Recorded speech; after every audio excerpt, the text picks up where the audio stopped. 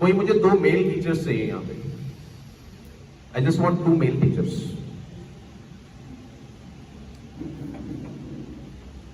एक छोटा सा डेमोन्स्ट्रेशन एक्टिविटी।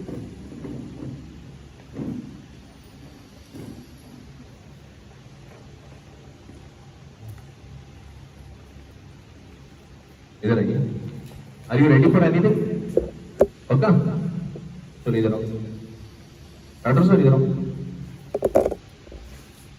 इसमें छोड़ो। नहीं नहीं, इधर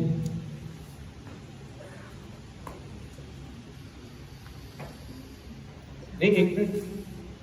वो चढ़ गए ना, उनको बोलो कि नहीं बोलो? सर इनकी हेल्प करोगे नहीं करोगे?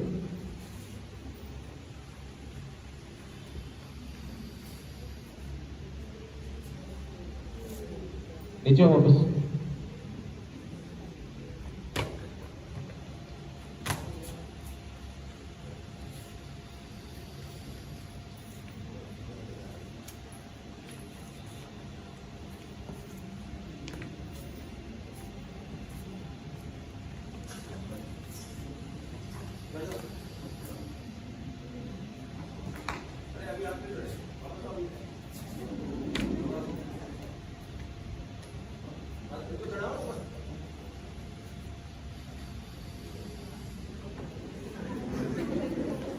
क्या सीखेगा? कुछ सीखे नहीं सीखे क्या? ठीक है ना? समझ गए सब लोग कि जो ऊपर चढ़ गया वो दूसरे को ऊपर चढ़ा सकता है, और जो नहीं चढ़ा उसके लिए वो हेल्प कर सकता है। हम क्या करते हैं, वो नीचे से चढ़ने की कोशिश कोई करता है, उसको और चढ़ने नहीं दूंगा, और फिर कोई मैसेज आता है बड़ा सा ऊपर से, ऐसी प्रॉब्लम आती है, और उस समय हम देखते हैं हमारी हेल्प के लिए कोई खड़ा ही। हमने वो जटाएं, वो ब्रांचेस खड़ी नहीं करी जिनके सहारे हम टिक सके। This is what happens. Yes और नो? अभी दूसरा डेमोन्स्ट्रेशन। रेडी?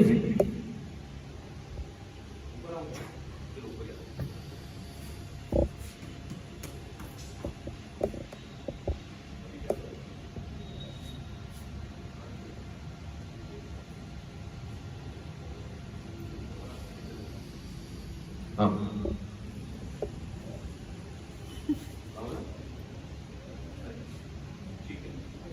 ठीक है, आओ सर। आप नहीं, ऐसे आराम, अपने कंप्यूटर वाले टीचर है सर। कंधे से पकड़ के झुकाओ, झुकाओ।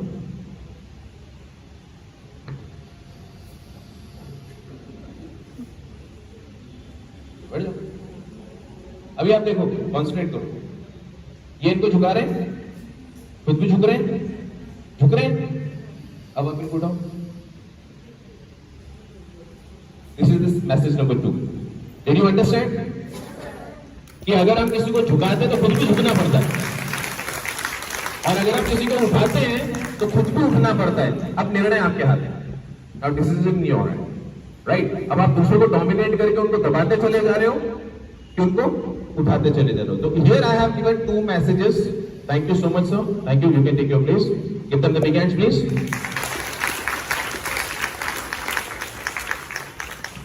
ये 2 मैसेजेस समझना चाहिए, है ना?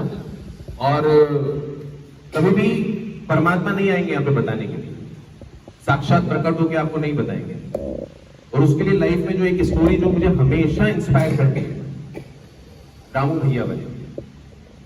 एक बार रामू भैया एक गांव में रहते थे, और उस गांव में पानी भरने लग गया, और वो नारायण के बहुत बड़े भगत थे, और वो सुबह शाम जाप करते थे, नारायण नारायण नारायण नारायण। पानी धीरे धीरे बढ़ने लग गया। जैसे जैसे पानी बढ़ता उन्होंने नाम स्मरण चालू रखा, पानी बढ़ता गया, और रामू भैया नारायण नारायण बोलते गए। समय बीतता चला जा रहा था, पानी बढ़ता चला जा रहा था। सबसे पहले जो है एक बैलगाड़ी आई, और उन बैलगाड़ी वालों ने बोला, रामू भैया बैठ जाओ, गांव में धूप क्षेत्र में आ रहे हैं, पानी भर रहा है। बोले नहीं, नारायण आएंगे बचाने में। बैलगाड़ी चली गई, क्योंकि उनको थोड़ी ना रोकना है। थोड़े समय बाद में एक ट्रैक्टर वाले भैया आए, बोले रामू भैया चढ़ जाओ, पानी भरी रही है, मरी जाओगे। बोले नहीं नहीं, मैं ऐसे कैसे मर जाऊंगा, नारायण आएंगे बचाने के लिए मेरे। पानी बढ़ता जा रहा है, अब पानी इतना बढ़ गया है कि उनका पूरा मकान डूब गया। अब जब डूब गया तो फर्स्ट फ्लोर पे जब चढ़े वहां पे पहली मंजिल पे, तो वहां पे नाव वाले आ गए भाई साहब, और वो नाव वाले बोले कि रामू भैया नाव में बैठी जाओ। बोले नहीं, उनकी भक्ति करिए, वो आएंगे बचाने में, Narayan will come and he will save. नाव वाले भी चले गए, पानी और बढ़ गया। अब केवल एक एंटीना था, छत के ऊपर चढ़ गए, एंटीना था, और नाराज हो गए, नारायण से बात कर रहे थे कि हे नारायण, बोले तुम्हारा भगत तो गया, डूबूरियो आओ बचाओ, तो चिल्लाए जाए नारायण नारायण नारायण, और इधर चिल्लाए जाए, उधर से हेलीकॉप्टर आ गया और एकदम से सीढ़ियां नीचे डाली, वो चढ़ जा रहा हूं भैया। बोले नहीं, नारायण आएंगे वही बचाएंगे। एंड आफ्टर सम टाइम क्या हुआ कि रामू भैया को अपना शरीर छोड़ना पड़ा। अभी जब रामू भैया की आत्मा जब ऊपर गई, अब स्वाभाविक है जिनकी आराधना आप करते हैं उन्हीं को प्राप्त होते हैं, जीवन पर जिसकी आराधना करिए उन्हीं को हम प्राप्त होते हैं। It is written in Bhagavad Gita. तो वो नारायण जी को प्राप्त हुए, लाइन में खड़े थे, बात ही नहीं करे। बोले ये मेरा परम भक्त, जीवन भर इसने मेरे नाम का स्मरण किया, जाप किया। वो बड़े मुस्कुराते मुस्कुराते लक्ष्मी जी को बताए। बोले नहीं, मैं नाराज हूं आपसे। बोले आप आए क्यों नहीं, why didn't you come to save? तो भगवान नारायण ने जवाब, बोले रामू भैया बैलगाड़ी, ट्रैक्टर, नाव, और फिर आखिरी में हेलीकॉप्टर भी अरेंज किया था आपके। बोले आपके पिताजी ने थोड़ी ना भेजा था, वो हमने भेजा था यहाँ से, क्योंकि तुम हमारी जीवन पर्यंत आराधना कर रहे थे। तो ठीक इसी प्रकार से लाइफ में जब हम फेल हो रहे होते हैं, लाइफ में हमें असफलताएं आ रही होती हैं, लाइफ में हमें प्रॉब्लम्स आ रही होती हैं, तो परमपिता परमेश्वर अलग अलग रूपों में हमारी मदद के लिए हमारे जीवन में लोगों को भेजते हैं। अगर हम नहीं समझते तो फिर बाद में समझना पड़ता है। So this is a message for all of us. So this is the story which really inspires me. तो कई बार ऐसा होता है लाइफ में कि भाई कई बार मैं स्ट्रगल कर रहा हूं तो कोई ना कोई ऐसा आ जाता है जो मेरी मदद के लिए वहां पे आ जाते हैं। तो हमें इस स्टोरी से ये समझना चाहिए कि साक्षात भगवान प्रकट नहीं होंगे हमारी मदद के लिए, क्योंकि कलयुग में ऐसे वो नहीं आएंगे, वो किसी ना किसी को माध्यम बनाएंगे गाइडेंस के लिए। कई बार तो ऐसा होता है कि जब मैं सेशंस ले रहा होता हूँ वर्कशॉप्स में, तो लोग कहते हैं कि बोले सर हमको तो लगा कि हमारी प्रॉब्लम भी सेशन था आज। What do I say? मैं उनको कहता हूँ भैया I am just medium, the things are coming to you. अब सोर्स तो कोई और है, source is somebody else, right? So this is another updation for wisdom. Clear? अगली बात जो मैं सोच के आया था आपको जरूर बताना है वो ये कि काम का डिसीजन कैसे होना चाहिए, कि हम सही कर रहे हैं कि गलत कर रहे हैं। आज हम अंग्रेजी के लिए वर्कशॉप लगा के बैठे हैं। कम्युनिकेशन को स्ट्रॉन्ग करना है, प्रेजेंटेबिलिटी को इंप्रूव करना है, कॉन्फिडेंस को बिल्ड करना है। अगर मैं अंग्रेजी ठीक कर लेता हूं, अगर मैं कॉन्फिडेंस बढ़ा लेता हूं, अगर मेरा प्रेजेंटेशन स्किल्स बढ़ जाता है, अगर मेरा फ्लुएंसी अच्छा हो जाता है, तो मेरे बच्चों का जीवन सरल होने वाला है कि कठिन होने वाला है? सरल होने वाला है कि कठिन होने वाला है? और अगर मैं अपने साथ के टीचर से बुराई करता हूं, वर्कशॉप की बुराई करता हूं, मेरी बुराई करता हूं, कोई ट्राई मार रहा होता है और उसको हवा निकाल देते, बोले क्या कुछ नहीं होता इससे। अब ये काम करने से आपके बच्चों का जीवन सरल होने वाला है कि कठिन होने वाला है? सरल होने वाला है कि कठिन होने वाला है? कठिन होने वाला है। यस और नो? अगर आज आपको कोई स्किल आ गया, वो स्किल आप अपने बच्चों को सिखा सकते हो, नहीं सिखा सकते हो? वो स्किल सिखाने से और उनके सीख जाने से उनका जीवन सरल होने वाला है, कठिन होने वाला है? हमारा लक्ष्य क्या है? हमारा लक्ष्य केवल सिंपल सा इतना है कि जो बच्चे आगे हमने जने हैं उनका जीवन हम सरल करें, और अपने किसी जाने अनजाने कर्म से उनका जीवन हम मुश्किल में डाल देते हैं। Create problem for them, create problem for them. जाने अनजान कर कोई नहीं करता, अनजाने में हमसे ऐसे कर्म क्रिएट हो जाते हैं। तो मैंने आपको सिंपल सा विजडम दिया कि कोई भी काम अगर हम कर रहे हो अपने आप से पूछिए कि ये काम जो मैं कर रहा हूं उससे मेरे बच्चे का जीवन सरल होगा कि कठिन होगा? आपको अंदर से अंतर प्रेरणा खुद आ जाएगी, एक मोटिवेशन अंदर से आएगा, नहीं है ये काम से तो लाइफ आसान होगा। सेविंग्स आप करोगे कि नहीं मुझे 500 रुपये बचाना है हर महीने, अब 500 रुपये में बचा रहा हूं, जोड़ता चला जाऊंगा तो उनका लाइफ इजी होगा कि मुश्किल होगा? इजी होगा, बिकॉज अगर मेरे पास में फंड्स होगा तो I will be able to help them. और मैं जोड़ ही नहीं रहा हूं, कभी किसी लग्जरी में खर्च कर रहा हूं, कभी किसी में खर्च कर रहा हूं, तो उनका लाइफ क्या होगा? मुश्किल होगा। So this is the wisdom for the day. तो इस चीज को आप ध्यान रखिए, क्योंकि हम तो यही सोचते हैं भाई, दिस इज माई सीक्रेट, कि अगर मैं कोई भी काम करूँ, अगर आज मैं वर्कशॉप ले रहा हूँ, मैं ये सोचता हूँ अगर मैं अच्छे से वर्कशॉप लूंगा तो मेरे बच्चे का जीवन आसान होने वाला है। कम से कम कोई ना कोई जरूर बोलेगा कि नहीं सर आए थे, मेहनत करी थी, लाइक दैट। बट अगर मैं कुछ तो भी करके चला जाऊंगा यहाँ पे, if his life is going to be difficult, और हो सकता है मेरे बच्चे को सुनना पड़े कि भाई इनको तो कुछ नथिंग इज इम्पोर्टेंट, जैसे कि आप पता रहता ही है हमारे को, यस और नो। तो we need to make our children's life easy. तो दैट्स व्हाई जो भी टास्क हमारे सामने आता है उस टास्क को शिद्दत के साथ में करना चाहिए। आज जैसे टास्क एक कोई एक्टिविटी चल रही है, आप पूरा इन्वॉल्व हो जाइए उसमें, क्योंकि इन्वॉल्वमेंट से ही इंप्रूवमेंट आता है। अगर आप इन्वॉल्व ही नहीं होगे, फिजिकल इन्वॉल्वमेंट की बात नहीं कर रहा, I am talking about mental involvement.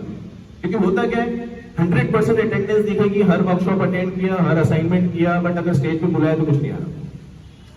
अब उनका फिजिकल इन्वॉल्वमेंट तो था, बट मेंटल इन्वॉल्वमेंट नहीं था। तो अगर आप ये वाले थॉट को रखेंगे कि नहीं, it is going to be easy. अब आपका बच्चा अमेरिका में, आपने वर्कशॉप ढंग से अटेंड किया नहीं, लैंग्वेज पे आपने काम किया नहीं, बच्चे ने फोन करके आपको कॉल किया कि मामा आ जाओ, कुछ दिन यहाँ रह लो। अब आपके हाथ पैर फूल रहे हैं, एयरपोर्ट पे क्या बात करूंगी, वहां पे कैसे कैब वाले से बात करूंगी, कैसे एड्रेस बताऊंगी, नहीं बेटा मेरे को तो नहीं आते बनेगा, अकेले नहीं आ पाऊंगे। उस बच्चे को खुद आना पड़ेगा फ्लाइट करके आपको लेने के लिए। अब उसका लाइफ इजी हो रहा है, मुश्किल हो रहा है, स्पेशली आपको लेने के लिए टाइम निकालना पड़ेगा। वहीं पे कि अगर यहाँ पे हम मेहनत कर रहे हैं, इजी वे में मेहनत कर रहे हैं, और अगर आप ढंग से कर लेते तो शायद आप उसको तकलीफ नहीं देते। जाने अनजाने में हम कर रहे हैं, मैंने ये नहीं करा जान करके कर रहे हैं। तो try to make your life easy as well as others life easy. अब प्रेजेंटेशन स्किल से रिलेटेड बात, अगर हम स्टेज पे आ रहे हैं, परफॉर्म कर रहे हैं, प्रेजेंट कर रहे हैं, तो 3 से 4 उसके लेवल्स हैं। मैं कहूंगा 3 P's। 3 P's का मतलब क्या होता है? पहला जो P होता है दैट स्टैंड्स फॉर प्रिपरेशन। अगर आपने तैयारी नहीं करी है तो प्रॉब्लम होने वाली है। The first P stands for preparation, you need to prepare. Number 2, you need to practise, you need to practise, and number 3, you need to perform. पहला क्या? प्रिपरेशन। दूसरा क्या? और तीसरा क्या? अगर आप ये 3 चीजों को बाईपास करके आए हो स्टेज पे, तो आपका प्रेजेंटेशन खराब होने वाला है। 3 चीजों को बाईपास नहीं करिए। पहला क्या? दूसरा क्या? तीसरा क्या? Performance, right? अब हमको ना प्रिपेयर करना है, ना प्रैक्टिस करना है, बस परफॉर्म करना है और प्रेजेंट करना है। अब जब बिना प्रिपरेशन के, बिना प्रैक्टिस के आप क्राउड के सामने आ जाओगे तो हाथ पैर तो भूलेंगे, टेंशन तो हो गई, प्रॉब्लम तो होगी। तो मैंने वो इस वर्कशॉप की बात नहीं कर रहा, कोई से भी आप वर्कशॉप अटेंड करो, अगर उस वर्कशॉप में अगर आपने तैयारी नहीं करी है, अगर आपने प्रिपरेशन नहीं करी, और देखिए कितना गोल्डन रूल्स है, ये चीज आप अपने बच्चों को भी शेयर कर सकते हो, ये चीज आप अपनी फैमिली में भी शेयर कर सकते हो कि बेटा ठीक है, you have to prepare first, interview face करना है, you have to prepare first, you have to practise then, and then you will have to perform. फिर आप परफॉर्म करिए और बार बार परफॉर्म करिए, और फिर आप एक प्रेजेंटेशन के लिए तैयार हो जाएंगे। यस और no? Am I right? Who is with मी?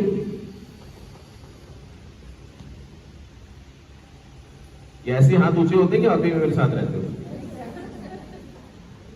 तो मैंने आपको शॉर्ट में बता दिया कि वो सारे काम जिससे मेरे बच्चों का जीवन आसान होगा, वो सब काम अच्छे करने योग्य, और अगर मुश्किल होगा वो करने योग्य काम नहीं है। अब आप इस वाली जो मैंने आपको एक डेफिनेशन बताई है, इसको आप सब जगह लगा लगा के देख लीजिएगा। जहां पे नहीं लगे तो मुझे बताइएगा सर यहाँ पे ये नहीं चलता, फिर अपन उसका रीजन निकालेंगे कि भाई, क्योंकि मेरी लाइफ में तो ये सब जगह चलता है। I have applied everywhere and now I become more sincere about my work. Clear? So preparation, and the fourth is presentation. Fourth is presentation. Demonstration में बता दिया, दो सर ने अपनी हेल्प किया था कि नीचे झुकाओगे तो खुद को भी झुकना पड़ेगा, और उठाओगे तो खुद भी उठोगे। अब समझदार के लिए इशारा काफी होता है। अब इसके बाद में भी अगर आपने प्रवृत्ति नहीं बदली तो फिर सबसे बढ़िया गोल्डन स्टोरी मैंने सुना दी रामू भैया भाई। तो नारायण ही आपको एक्सप्लेनेशन देंगे कि भाई तेरे जीवन में मैंने क्या क्या करने की कोशिश करी, तो नहीं समझा, इट इज योर नाउ, क्योंकि जो कर्म है वो तो भोगना ही है।